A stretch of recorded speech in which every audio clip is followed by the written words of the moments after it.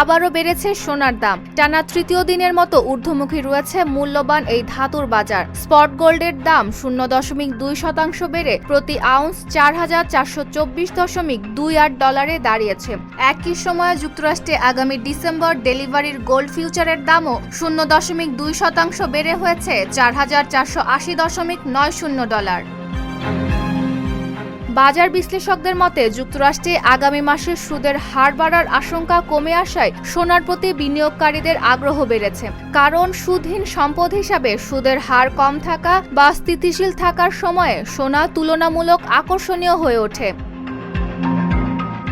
এদিকে বিনিয়োগকারীদের নজর এখন ফেডারেল রিজার্ভের সর্বশেষ নীতি নির্ধারণী বৈঠকের কার্যবিবরণের দিকে। এতে ভবিষ্যৎ মুদ্রানীতি ও সুদের হার নিয়ে নতুন কোনো ইঙ্গিত পাওয়া যেতে পারে। সোনার পাশাপাশি অন্যান্য মূল্যবান ধাতুর বাজারও ছিল ঊর্ধ্বমুখী। রূপার দাম 0.3% বেড়ে প্রতি আউন্স 65.98 ডলারে উঠেছে। সামান্য বেড়েছে প্লাটিনামের দাম, তবে প্রায় অপরিবর্তিত ছিল প্যালাডিয়ামের দাম। Desk report, Dhaka post.